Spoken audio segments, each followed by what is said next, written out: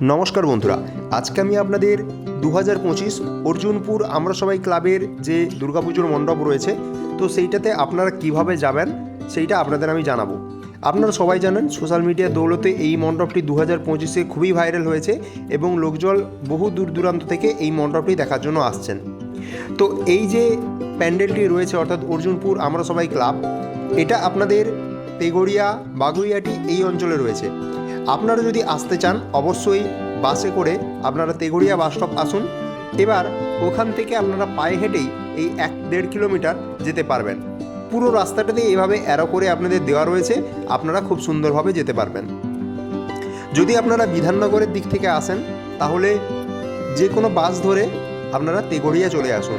তেগড়িয়া bus stand থেকে আপনারা খুব সহজেই রিক্সার মাধ্যমে বা পায়ে হেঁটে আপনারা এখান থেকে চলে যেতে পারবেন। সেক্ষেত্রে পায়ে হেঁটে যদি চান আপনাদের আধা ঘন্টা টাইম লাগবে। এবার এই মণ্ডপটি যেহেতু বেশি ভাইরাল হয়েছে, আপনাকে হাতে অবশ্যই সময় নিয়ে আসতে হবে, কারণ অনেক লম্বা লাইন আপনাদের দিতে হবে। প্রায় 45 মিনিট থেকে 50 মিনিট আপনাকে লাইনে দাঁড়িয়ে তারপরে প্রবেশ করতে হবে। কিন্তু মণ্ডপে প্রবেশ করার পরে আপনি যে জিনিসটা দেখবেন বা প্যান্ডেলটি দেখবেন সেটা আপনাকে অবশ্যই মোহিত করবে। তো আমরা প্রায় 45 মিনিট এভাবে লাইনে দাঁড়ানোর পরে মণ্ডপের প্রায় গেটের কাছে চলে এসেছি। এর ভেতরে আপনারা প্রবেশ করলে সমস্ত জিনিসটা আপনারা দেখতে পারবেন।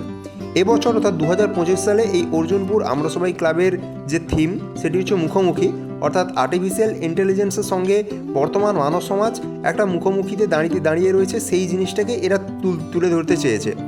তো আপনারা যদি ভেতরে যান দেখতে পারবেন বিভিন্ন ধরনের জিনিস, এবং যে আলোকের যে সিস্টেমটা রয়েছে অর্থাৎ লাইটিংয়ের যে ব্যাপারটা রয়েছে সেটা আপনাকে পুরো মোহিত করে দেবে।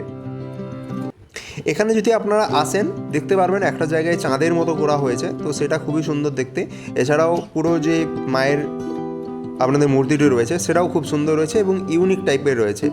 আপনারা যারা বিভিন্ন জায়গা থেকে আসবেন অবশ্যই খুব তাড়াতাড়ি চলে আসুন এবং এই জিনিসটা দেখুন আপনারা, এবং উপভোগ করে নিন এই বছরের জন্য।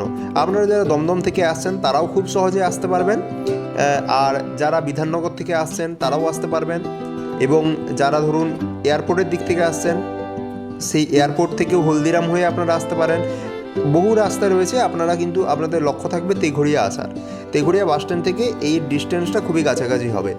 তো আমরা এখন ভেতরটা প্রবেশ করে গেছি। ভেতরে প্রবেশ করলে দেখতে পাবেন এইরকম পুরো ওপরটা নীল একটা জেলি টাইপের পুরো করা হয়েছে, চারিদিকে লাইটিংয়ের জন্য ঝিকঝিক করছে পুরো। আর মায়ের মণ্ডপটাও দেখতে পাচ্ছেন বা মূর্তিটা, এটাও খুব সুন্দর হয়েছে এবং ইউনিক টাইপের রয়েছে। এখানে আপনাদের মোটামুটি দাঁড়াতে দেবে, একটু ছবি তুলতে দেবে একটু টাইম, তারপরে আপনারা কিন্তু উল্টো দিকে যে এক্সিট গেট রয়েছে সেটা দিয়ে আসতে পারবেন। এবার এটাই কিন্তু এখানে শেষ নয়, আপনাদের এর পরে অর্থাৎ এই মণ্ডপের পরেও কিন্তু একটা স্পেস রয়েছে।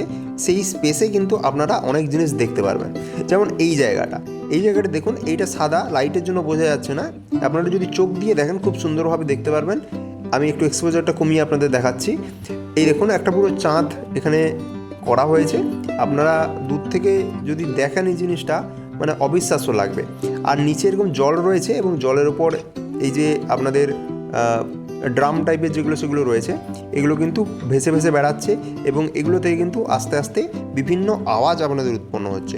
ঠিক আছে, তো এটা আপনারা দেখে নেবেন।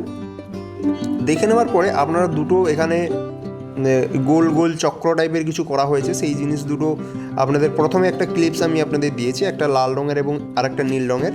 সেই ক্লিপটা আমি আরেকবার আপনাদের দেখিয়ে দিচ্ছি, তো সেটাও কিন্তু খুবই ভালো লাগবে। তো এইভাবে আপনারা কিছুক্ষণ সময় কাটিয়ে আপনারা বেরিয়ে চলে আসতে পারবেন ঘুরে আবার তেঘড়িয়া পর্যন্ত। তো কারো কিছু যদি জানার থাকে অবশ্যই কমেন্ট বক্সে আপনারা কমেন্ট করে জানাবেন। সবাইকে শারদীয়ার শুভেচ্ছা জানাই।